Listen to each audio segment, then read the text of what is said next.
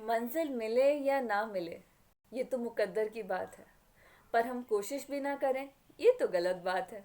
Hello everyone, myself Vanshika Jain. I am an UG student pursuing my BMS internship for now, and with my internship I have started preparing for AIPGT 2023. With my preparation I thought कि ये तैयारी अकेले क्यों की जाए, क्यों ना सबके साथ की जाए। तो उसी मोटिव से I have started this series for AIPGT, जिसमें वील कवर मेजर समितास, माइनर समितास, जितने भी हमारे सब्जेक्ट्स हैं, जो भी हमारे उनसे रिलेटेड MCQs रहेंगे, जो भी मॉडर्न टॉपिक्स रहेंगे, will cover all of that. उसके साथ साथ जितने भी इनमें निमोनिक्स रहेंगे, जो भी टेबल्स रहेंगे, जो भी छोटी छोटी चीज़ों को लेके आइडियाज़ रहेंगे, और जो ये पूरी AIPGT की 7 से 8 महीने की जर्नी रहेगी, वो हम सारी साथ में कवर करेंगे। I share all of that experiences with you all. तो शुरुआत करने के लिए सबसे पहले हम शुरू करेंगे हमारी सबसे इम्पोर्टेंट संहिता से, जो कि हमारी चरक संहिता। चरक संहिता में बेसिकली हमारे जो हैं स्थान हैं और 120 अध्याय हैं। उनमें से सबसे पहले हम जो लेंगे वो है हमारा चरक चिकित्सा स्थान, जिसमें है हमारे 30 अध्याय। चरक चिकित्सा स्थान एक बहुत ही इम्पोर्टेंट स्थान है, इसलिए हमने इसको सबसे पहले उठाया है। इसका जो चैप्टर नंबर 1 है वो है हमारा रसायन पाद। रसायन अध्याय के बारे में इसमें बताया गया है, लेकिन ये जो रसायन हमारा अध्याय है, ये खाली एक चैप्टर नहीं है, इसके अंदर 4 पाद हैं हमारे। तो 4 पाद के नाम इस तरीके से हैं: अभय आम्लकीय अध्याय, प्राणकामीय अध्याय, कर प्रचितीय अध्याय और आयुर्वेद समुत्थानीय अध्याय। और हमें इन चैप्टर्स के नाम याद होना बहुत ज़रूरी है, तो उसके लिए हमने एक निमोनिक लिया है। निमोनिक क्या होता है? आपका। आपका में आ से होगा अभय आम्लकीय अध्याय, पा से होगा प्राणकामीय, का से होगा कर प्रचितीय, और दूसरे लास्ट वाले आ से होगा हमारा आयुर्वेद समुत्थानीय अध्याय।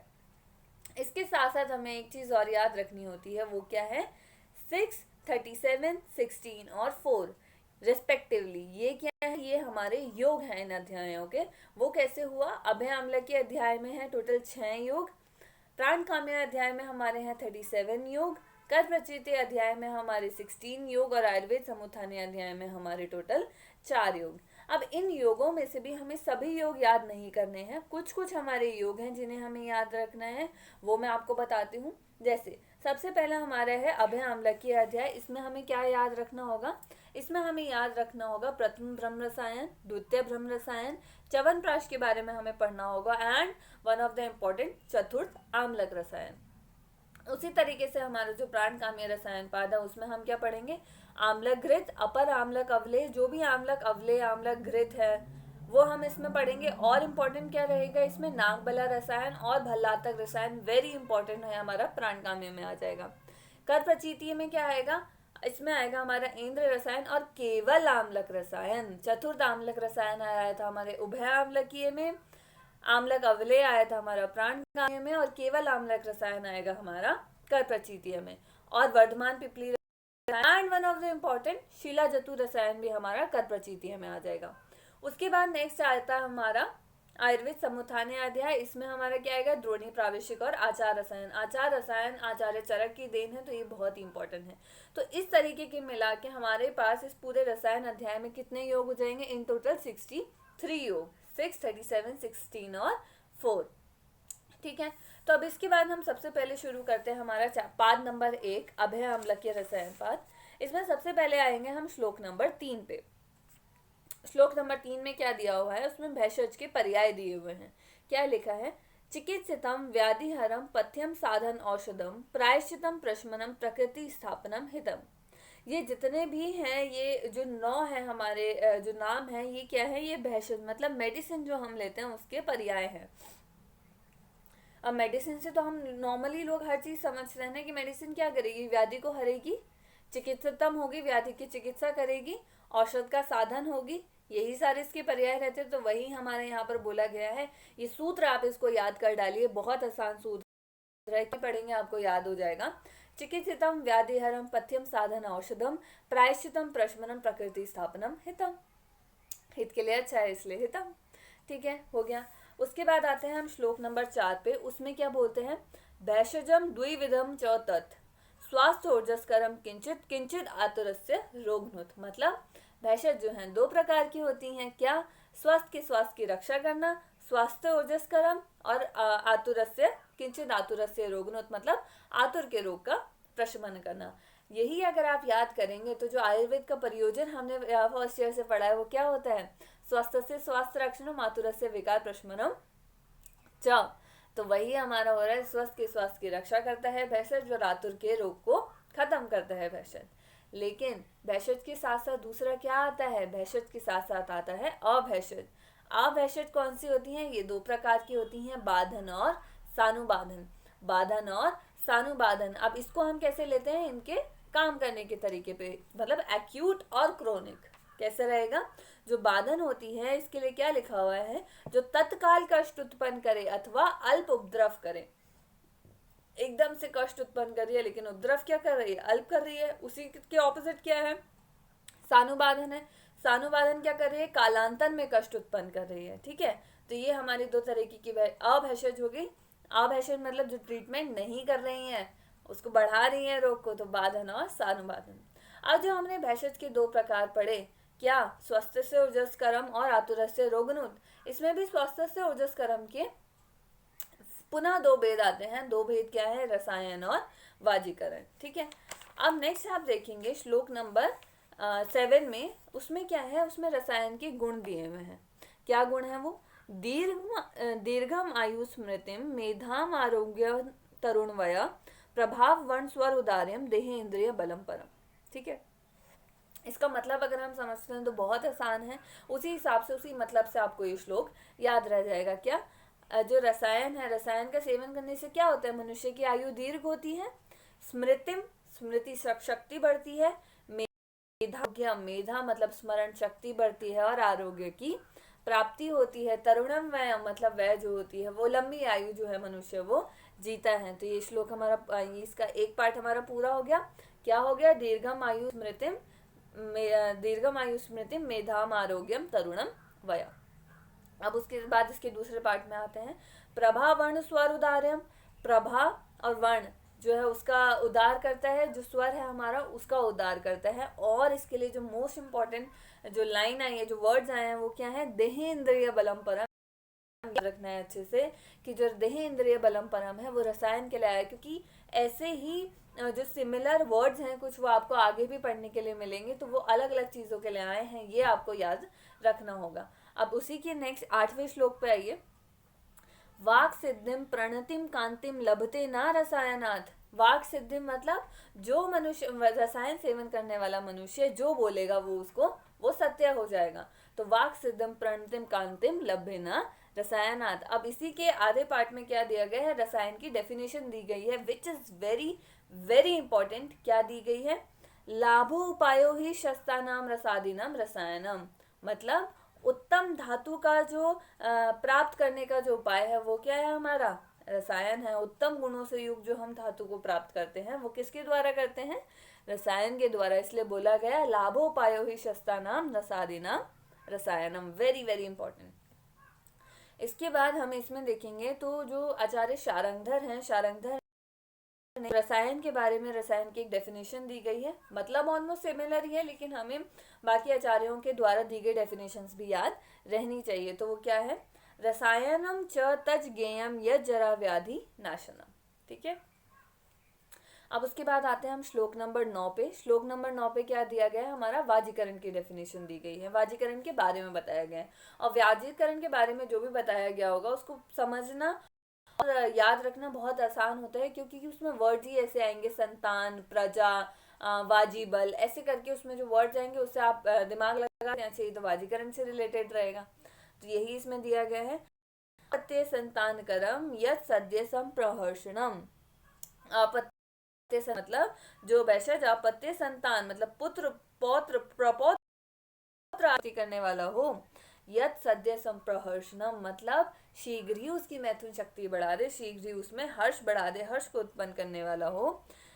वाजी वाति बलोयेन याते प्रतिहता स्त्रिया मतलब वाजी वातो बलोयेन मतलब घोड़े के समान उसका मैथुन करने का जो है वो बल हो जाता है। और जब घोड़े के समान मैथुन वो व्यक्ति करने लगेगा तो क्या होगा? याते प्रतिहता स्त्रिया मतलब स्त्रियों के लिए अत्यंत प्रिय होगा। अब यहाँ पर हम सारे पॉइंट्स कवर नहीं करेंगे, मैं आपको सिर्फ वही पॉइंट्स बताऊंगी जो कि AIPGT के रिगार्डिंग बहुत इंपॉर्टेंट है। उसके अलावा हम हर पॉइंट इसमें डिस्कस नहीं करेंगे। अब इसके बाद आएंगे हम सीधा श्लोक नंबर 11 पे। श्लोक नंबर 11 पे भी हमें पूरा श्लोक नहीं देखना है, लास्ट के 2 वर्ड क्या है, प्रजानाम सुबहु प्रजा, जिसकी बहुत बड़ी प्रजा हो उसको प्राप्त करने का उपाय क्या है, वाजीकरण है। इसके बाद आओ नेक्स्ट श्लोक नंबर 12 पे, संतान मूलम येने है प्रत्यय चानंत्य मनुष्यते,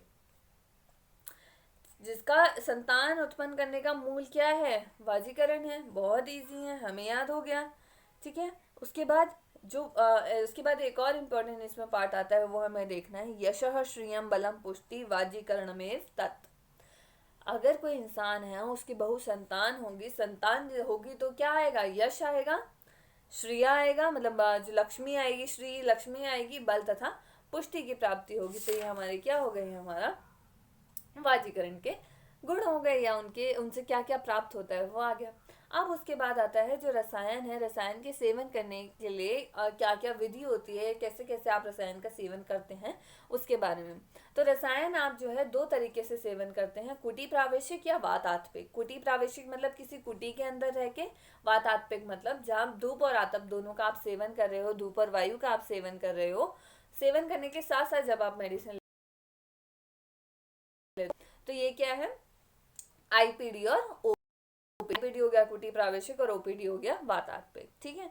अब इसके बाद आते हैं हम श्लोक नंबर 18 पे। तो वहां पर 18-19 में हमें ये बताया गया है कि वो जो कुटी प्रावेशिक में जो कुटी होती है उसकी क्वालिटीज क्या होती हैं, जो कि हमें बहुत ध्यान से देखनी है। इसमें भी हमें सब कुछ नहीं याद रखना है, सिर्फ 3 वर्ड्स याद रखने, और ये हमारा कुटी प्रावेशिक हो गया पूरा।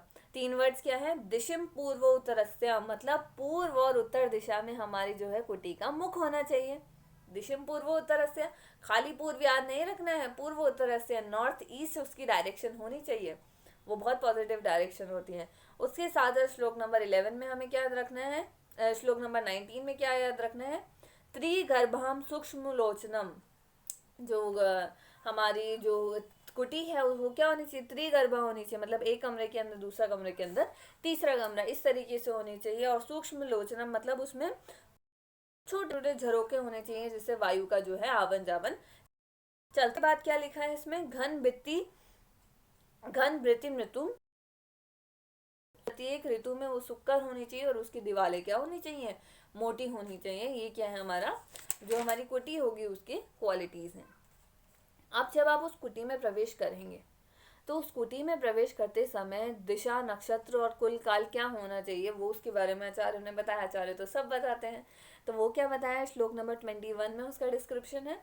उन्होंने क्या बताया है कि कुटी में आपको तब प्रवेश करना है जब जो सूर्य है वो उत्तरायण हो, पक्ष जो है हमारा शुक्ल पक्ष हो, और एक और इम्पोर्टेंट नोटिस करने वाला पॉइंट ये है कि तिथि और नक्षत्र उत्तम हो। उन्होंने कोई तिथि और पर्टिकुलर नक्षत्र नहीं बताया, उन्होंने केवल इतना बताया कि तिथि और नक्षत्र जो है हमारे उत्तम होने चाहिए। उस समय आपको कुटी में प्रवेश करना है जब सूर्य उत्तरायण है, पक्ष शुक्ल है, तिथि और नक्षत्र उत्तम है। अब एक और बहुत इंपॉर्टेंट चीज आती है कि रसायन का तो आप सेवन करने से पहले जो है बॉडी है उसका शोधन तो होंगे ना। अगर आपको आपके चैनल्स ही ओपन नहीं होंगे, उनका शोधन नहीं हुआ होगा, तो जो रसायन है वो आपको बॉडी में लगेगा कैसे, आपकी बॉडी करेगी। तो वही यहाँ पर दिया हुआ है। तो रसायन सेवन करने से पहले जो हम शोधन करते हैं, उस शोधन के लिए कुछ द्रव्यों का वर्णन किया गया है, वो द्रव्य हमें याद रखने हैं। तो आपको ये पूरा श्लोक याद रखना पड़ेगा, विच इज श्लोक नंबर 25। बहुत आसान है, पेयर्स में हम इसको याद करेंगे। क्या है, हरित की नाम चूर्णानी सेंधव आम्ल गुणम, हरित की का चूर्ण, सेंधव आम्लक और गुड़, नमक, आम्ल और मीठा तीनों हो गया। तो हरित की नाम चूर्णानी सेंधव आम्ल के गुणम, वचाम विडंग रजनी पिपली विश्व भेषजम, वचा विडंग, रजनी पिपली और विश्व भेषजम। तो पूरा श्लोक हमें याद हो गया, हरित की नाम चूर्णानी सेंधव आम्ल के गुणम, वचा विडंग रजनी पिपली विश्व भेषजम, पूरा याद हो गया। यही जो है द्रव्य हम किसमें यूज करते हैं, के लिए उसको यूज करते हैं। अब जो शोधन है, शोधन करने के बाद हम संसर्जन कर्म कराते हैं, ठीक है। अब संसर्जन कर्म किस पे डिपेंड करता है कि जो हमारा पुरुष है, मतलब जो व्यक्ति है जिसको भी हमें रसायन का सेवन कराना है, उसका कितना तक हुआ है और कितने बल से हुआ है। तो जो हीन शुद्धि वाले जो मनुष्य हैं उनको संसर्जन कर्म कितने दिन तक कराना है? 3 दिन तक। जो मध्यम शुद्धि वाले हैं उनको 5 दिन तक, और जो हीन शुद्धि वाले हैं उनको 6-7 दिन तक हमको आपको संसर्जन कर्म कराना है। तो 3, 5, 7, हीन, मध्य, उत्तम, ये आपको याद रखना है, वेरी सिंपल। अब इसके बाद आता है हमारा हरितकी के गुण, बहुत इंपॉर्टेंट है और बहुत आसान है, कुछ भी नहीं है इसमें अगर आप इसको ध्यान से पढ़ेंगे। और वही सेम चीज मैं रिपीट कर रही हूँ, सब चीज आपको नहीं पढ़नी है, सारे श्लोक आपको नहीं पढ़ने हैं, श्लोक के कुछ कुछ सूत्र और कुछ कुछ वर्ड्स आपको पढ़ने हैं। पहले स्टार्टिंग में आपको ऐसा लगेगा कि हम इनको याद कैसे करें, लेकिन जब वो चीज़ आपको समझ आ जाएगी तो याद करना बहुत आसान हो जाएगा। तो समझने की कोशिश कीजिए, क्योंकि क्वेश्चंस में ऑब्जेक्टिव टाइप क्वेश्चंस आते हैं और उसमें हमसे सिर्फ एक एक वर्ड पूछा जाता है, पूरी पूरी कहानियां हमें उसमें नहीं लिखनी होती है, तो बहुत ज़्यादा याद नहीं करना है हमें। जितने इंपॉर्टेंट सूत्र हैं खाली वही याद करने हैं, और मैं भी खाली वही आपको बताऊंगी। तो नेक्स्ट आते हैं हम श्लोक नंबर 29 पे। वहां पर क्या दिया हुआ है? हरितकी के गुण। क्या बोला गया? हरितकी पंच रश्मु ऊष लवणनाम शिवम। हरितकी जो होता है पंच रस युक्त होता है, उष्ण होता है। अब पंच रस में से रस तो हमारे 6 हैं, कौन सा रस नहीं आया है? लवण रस नहीं आया, तो हरितकी जो है लवण रस से युक्त नहीं होता है, उष्ण होता है। और शिवम क्यों यूज किया गया है? क्योंकि वह हरितकी का एक पर्याय यूज किया गया है। उसके बाद क्या है? दोषा अनुलोमनी लघ्वम विद्या दीपनम पाचिनाम। दोषों का अनुलोमन करता है कौन? हरितकी। लघु होता है और दीपन और पाचन करता है। बहुत आसान हो गया। क्या हो गया? हरितकी जो है पंचगुण युक्त है, कौन सा रस नहीं है? पंच रस युक्त है, कौन सा रस नहीं है? लवण रस नहीं है, उष्ण है। शिवम इसका पर्याय है। उसके साथ साथ क्या है? दीपन और पाचन करता है, दोषों का अनुलोमन करता है और लघु हो गया। अब आते हैं श्लोक नंबर 30 पे। उसमें क्या है? आयुष्याम पौष्टिकीम धान्याम वयसा स्थापनिम परम देहेन्द्रिय बलम परम। रसायन के गुण, वया स्थापनिम परम, हरितकी के गुण। आगे आपको इसमें एक और दिखेगा, बुद्धि इंद्रिय बल प्रदान।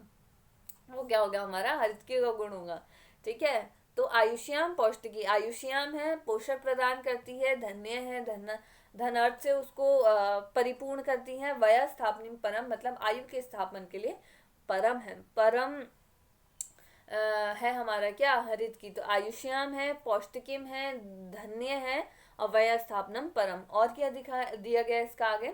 सर्व रोग प्रशमनिम बुद्धि इंद्रिय बल प्रदान। सभी रोगों का प्रशमन करती है और बुद्धि और इंद्रियों को बल प्रदान करती है। कौन? हरित की। अब ये तो हमने देख लिया, सारे रोग का प्रशमन करती है। पर कुछ कुछ तो इंपॉर्टेंट योग होंगे ना जो क्वेश्चंस में पूछे जाएंगे, वो क्या होंगे? तो वो है हमारे 3 जो हमें याद रखने हैं, और 3 आपके सब किससे रिलेटेड होंगे? आपके उदर से रिलेटेड होंगे। तो 3 पहला क्या है? ये आपको मिल जाएगा श्लोक नंबर 31-2 में, ग्रहणी दोष।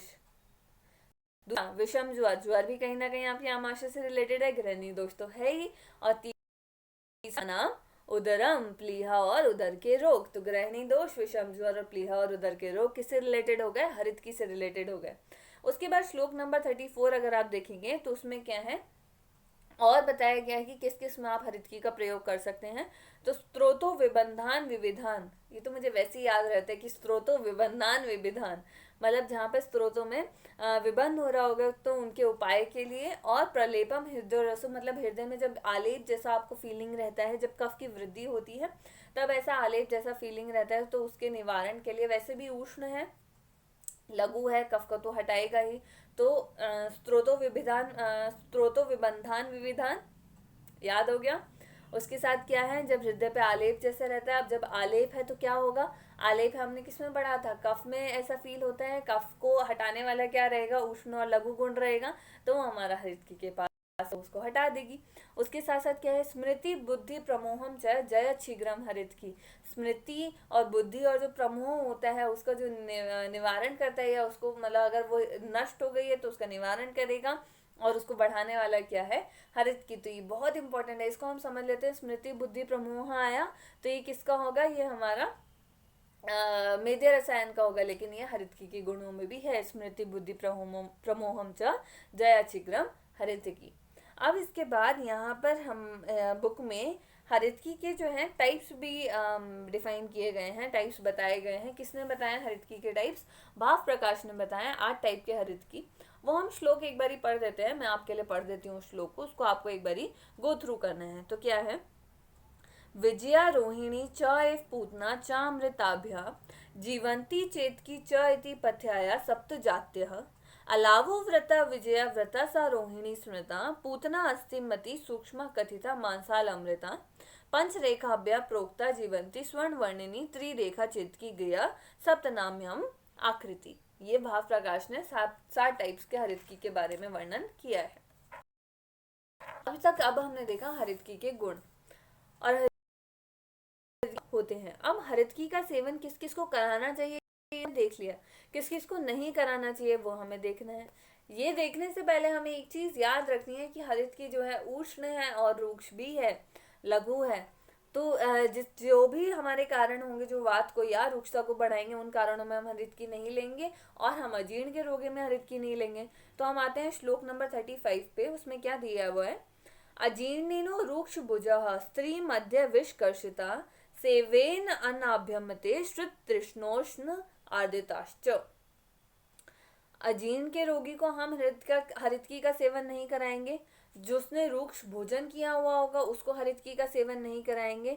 जो स्त्री का सेवन करता होगा, मध्य का सेवन करता होगा, विष का जिसने सेवन किया होगा, आकर्षित होगा, उसको हम हरितकी सेवन नहीं कराएंगे। उसके बाद क्या है कि सेवेर अन्नाभ्यामते मेते जो जो व्यक्ति भूख प्यास इन सब से जो कर्षित होगा उसको नहीं कराएंगे। श्रुत तृष्णो उष्ण आदिताश्च, वही मैंने अभी बोला, जो व्यक्ति भूख प्यास और गर्मी से पीड़ित है उस रोगी को हम क्या कराएंगे? हरितकी का सेवन नहीं कराएंगे। अब उसके बाद आता है हरितकी और आंवलकी के बारे में। तो जो हरितकी और आंवला है, इन दोनों के जो गुण हैं उनमें सिर्फ दो चीजों का, एक चीज का डिफरेंस रहता है, वो क्या है? शीत और उष्ण का। जो हमारी हरितकी होती है वो उष्ण होती है, जो हमारा आंवलक होता है वो शीत होता है। इसलिए श्लोक नंबर 36 में बोला गया है वीर्यस्य तु विपर्याय, मतलब हरितकी और आंवलकी के बीच में डिफरेंस क्या है? वीर्य का डिफरेंस है, वीर्यस्य तु विपर्याय। अब श्लोक नंबर 37 पे और उस पे बहुत इंपॉर्टेंट एक बहुत छोटा सा सूत्र आता है, लेकिन उसको बहुत मुश्किल नहीं है वो, उसमें आपको खाली एक वर्ड याद रखना और आपको वो पूरा सूत्र कंप्लीट हो गया। क्या है?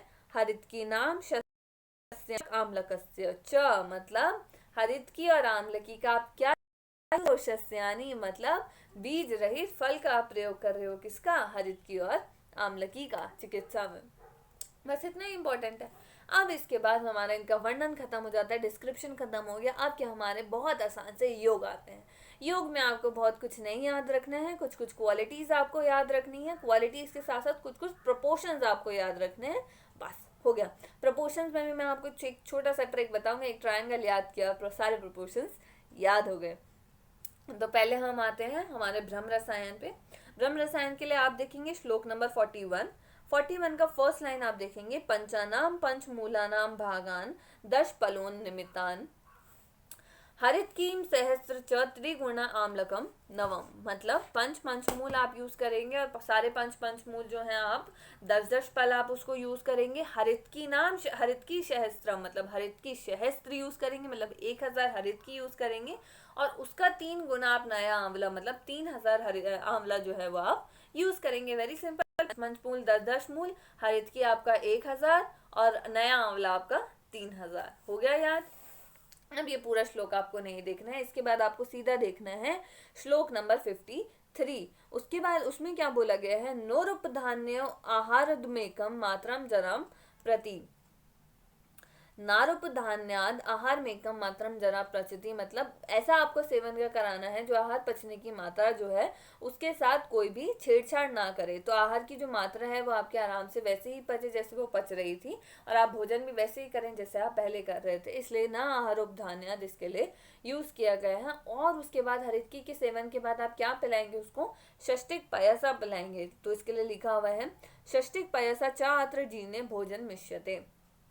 षष्टिक पयसा का आप प्रयोग करेंगे। अभी यहाँ पर हमने देखा षष्टिक पयसा, जब हम द्वितीय भ्रम रसायन देखेंगे तो उसमें हम देखेंगे षष्टिक पयसे के साथ और कौन सी चीज यूज करी जा रही है वहां पर, आफ्टर सेवन ऑफ हरित की, आफ्टर सेवन ऑफ द रसायन, नॉट हरित की। इसमें एक चीज और देखने वाली है कि इसमें कौन कौन सी चीजें हैं और वो कितनी कितनी मात्रा में आप ले रहे हो। तो बाकी जो द्रव्य है उनको कपड़छान चून करके आप कितना ले रहे हो, 4 पल आप उनको लोगे। अब यहाँ मिश्री जो है वो 1100 पल आप लोगे, बाकी द्रव्य 4 पल हो गए, मिश्री आपकी 1100 पल हो गई। ठीक है, हमें याद हो गया। अब क्या याद करना है, 2, 2.5, 3 आढ़क तैल मधु घृत, तैल मधु घृत 2, 2.5, 3, याद हो गया। तैल मधु घृत 2, 2.5, 3, ये हमारे इसकी कॉम्पोजिशन हो गए। तो 4 पल हमारे सारी बाकी चीजें हो गई, 1100 मिश्री हो गई, 1100 पल मिश्री हो गई, और 2, 2.5, 3 आड़क हमारे तैल मधु और घृत हो गए। घृत हमें गाय का लेना है। अब इसके बाद आता है हमारा द्वितीय भ्रम रसायन। द्वितीय भ्म रसायन में सबसे पहले क्या है, ये इकलौता ऐसा रसायन की हम विधि बना रहे हैं जिसको हम षष्टिक स्वेदन विधि से इसको करेंगे। आपको उसके पहले ही श्लोक में मिल जाएगा, श्लोक नंबर 58 की हम बात कर रहे हैं। इसमें जो आंवलकी का आप सेवन करेंगे वो क्या है, एक सहस्त्र आंवला का आपको प्रयोग करना है।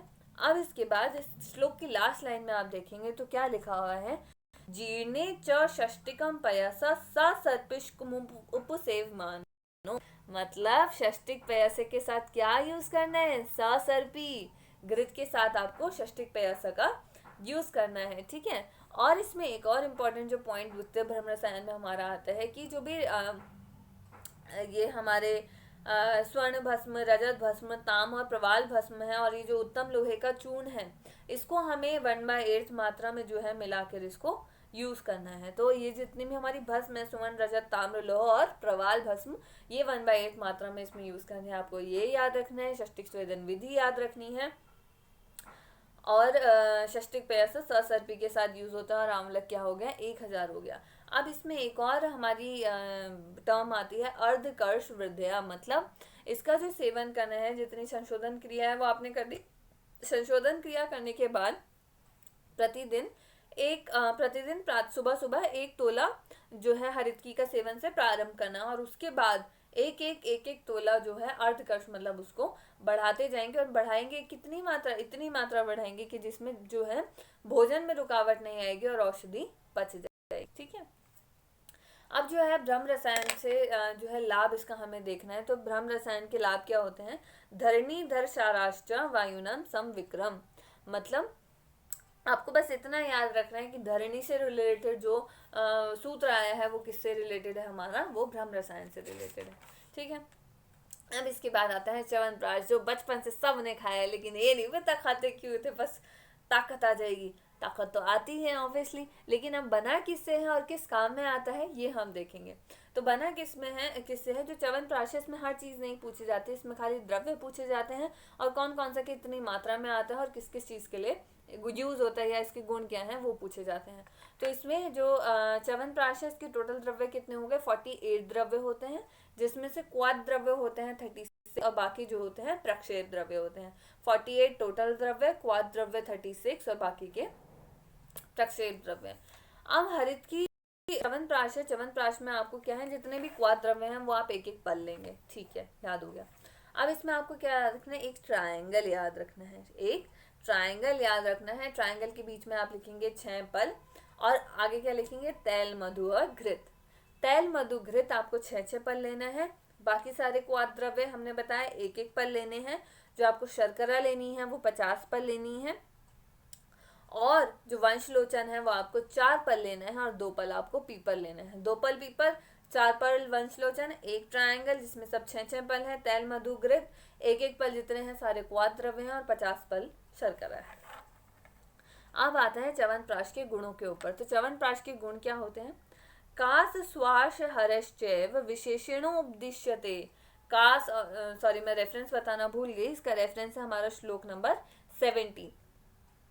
च्यवनप्राश के गुण तो क्या होते हैं, कास श्वास हरश्चैव उद्दिश्यते क्षीण शतानाम वृद्धानाम बलानाम चांग वर्धन, बहुत इंपॉर्टेंट है, दोनों ही बहुत इंपॉर्टेंट है। कास और श्वास में विशेष रूप से आप इसका प्रयोग करते हैं। बालक और वृद्ध जो होता है उनके अंक की वृद्धि के लिए आपको यूज किया जाता है। और शीन शब्द में आप इसको यूज करते हैं, किसको, च्यवनप्राश को। Very important. उसके बाद आएंगे आप श्लोक नंबर 73 पे। उसमें क्या लिखा है, मेधाम स्मृति कांतिम मना मयम त्वम आयु प्रकर्षम बलम इंद्रियाणाम। मतलब मेधा और स्मृति, एक हमने स्मृति मेधा प्रमोहश्च किस में पढ़ा, हरितकी में पढ़ा, और दूसरा हम किस में पढ़ रहे हैं, हम च्यवनप्राश में पढ़ रहे हैं। च्यवनप्राश में कहाँ से शुरू है, मेधा से शुरू है। मेधा, स्मृति और कांति जो है इनको बढ़ाता है, इनको बढ़ाने वाला होता है। और क्या करता है, आयु जो है, आयु को बढ़ाता है, और बल और इंद्रियों को बढ़ाता है। कौन, हमारा च्यवनप्राश। ये जामनगर में एक क्वेश्चन आया था जिसमें कांतिम मना में त्वम आयु प्रकर्षम, ये ऐसा करके एक हमारा सूत्र आया था, उसका हमें लिखना था किससे रिलेटेड है, तो ये च्यवनप्राश से रिलेटेड है। अब इसके बाद हम श्लोक नंबर 74 देखेंगे। उसमें क्या है, जरा कृतम रूपम पास्य सर्वम विभीति रूपम नव यौवन। नव यौवन के लिए जो हमारा जिसका हम सेवन करते हैं वो क्या, हमारा च्यवनप्राश। मतलब जो जरा है, जरा का नाश हो जाता है और नव यौवन की प्राप्ति होती है किसकी सेवन के बाद, हरितकी के सेवन के बाद। अब इसके बाद हमारा आता है चतुर्थाम्लक रसायन, जो कि मैंने पहले ही बताया कि चतुर्थाम्लक रसायन हमारे किस में आता है, अभ्याम्ल के रसायन पाद में। आम्लक अवलय आता है प्राण काम्य में, और कर प्रचितीय में केवल आम्लक रसायन आता है। ये चीज आप याद रखना, भूल गए तो क्वेश्चन गलत हो जाएगा।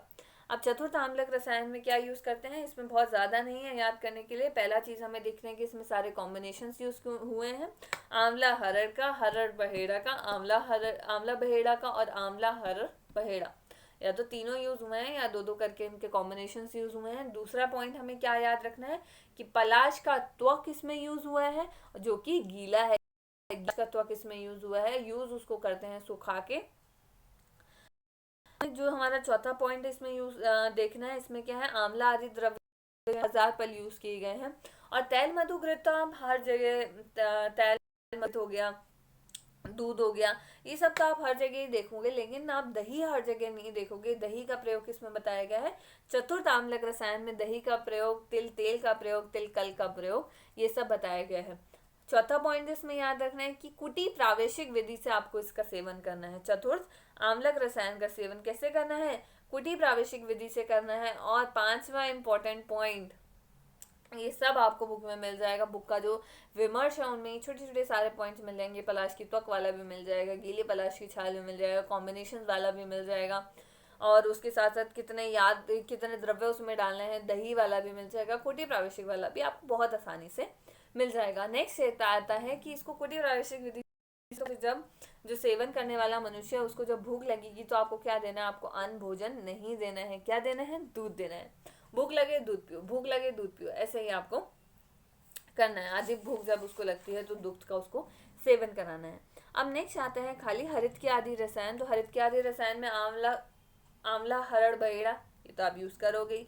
उसके साथ आप क्या यूज करोगे, आप पांचों पंचमूल यूज करोगे। किसके साथ, विदारिकंद के स्वरस के साथ, और 8 गुने गऊ के दूध को मिलाकर गऊ का घृत, कितना है यूं, 1 को गऊ के घृत में उसको पकाना है। अब इसके बाद हम सीधा आ जाते हैं श्लोक नंबर 78 पे, जहां पर आपको दिया हुआ है रसायन का महत्व। अब रसायन का महत्व क्या है, यथा अम्राणाम अमृतम यथा भोगवताम सुधा। मतलब जैसे देवताओं के लिए तो जिस प्रकार अमृत है और नागों के लिए सुधा है। अब देवताओं के लिए अमृत बन गया, नागों के लिए सुधा बन गया। ये ऋषि लोग सोच रहे हमारे लिए क्या है, तो उन्होंने अपने लिए क्या बनाया, रसायन बनाया। तो वही लिखा हुआ है कि लास्ट में आप इसके देखेंगे लिखा है रसायन विधि पुरा। मतलब प्राचीन काल में महर्षियों के लिए क्या बनाया, रसायन विधि का जो है प्रयोग उन्होंने किया। तो ये जो सूत्र है यथा अमृणाम अमृतम यथा भोगवताम सुधा, ये हमारे रेफरेंस के लिए आ जाता है। बाद एक और इम्पोर्टेंट रेफरेंस आता है हमारा श्लोक नंबर 79। उसमें क्या है, ना जराम ना चा दौर्बल्यम ना अतुरस्य निधनम ना चा। मतलब अगर आप प्राचीन काल में जो रसायन का सेवन करते थे उन महर्षियों को ना ही वृद्धावस्था आती थी, ना ही वो दुर्बल होते थे, ना ही वो रोग अवस्था को प्राप्त करते थे, और ना मृत्यु को प्राप्त होते थे। ये क्या है, रसायन सेवन का जो है गुण है। इसके आगे क्या लिखा गया है, जगमु वर्ष सहस्त्राणी रसायन परा पुरा, मतलब 1000 वर्ष वो जीते थे रसायन के सेवन करने के पश्चात। अब इसमें आता है श्लोक नंबर 80 में। 80 में क्या दिया हुआ है, शुभाम प्रपद्यते ब्रह्मा तथेति चाक्षयम, मतलब अक्षर ब्रह्मा को भी प्राप्त कर लेता है, अर्थात मुक्त हो जाता है कौन, जो रसायन का सेवन करता है। ये रेफरेंस के लिए ये पॉइंट आता है। उसके बाद लास्ट में हमारा जो आता है, जो अभ्या अम्ल के रसायन पाद हमने पढ़ा, इस हर एक पाद का यहाँ पर ऑब्जेक्टिव है, तभी तो वो पाद बनाए हैं। इस पाद का क्या ऑब्जेक्टिव है, ये आपको मिल जाएगा श्लोक नंबर 81 में। लास्ट में आपको दिखेगा सिद्धानाम आयु अनुवर्तते, आयु का अनुवर्तन करना। और ये आपने सब में देखा होगा कि आयु वाला जो पॉइंट है, आयु की पुष्टि वाला जो पॉइंट है, वो सब में आया है। आपका हरितकी के सेवन में भी आया है, आपका रसायन के सेवन में भी आया है, आपका च्यवनप्राश के सेवन में भी आया है। तो ये इसका इसलिए ऑब्जेक्टिव क्या है, आयु का अनुवर्तन करना। तो इसी के साथ हमारा रसायन चैप्टर का जो फर्स्ट पार्ट है वो पूरा होता है। अब इसके बाद नेक्स्ट लेक्चर में हम लोग लेंगे इसी रसायन का हमारा सेकंड पार्ट, ठीक है। और अगर इस पूरे सीरीज में आपको कभी भी कोई भी सजेशन देना हो या कोई भी डाउट हो तो आप उसको कमेंट बॉक्स में छोड़ सकते हैं, मैं उसको आंसर करने की पूरी कोशिश करूँगी। Thank you.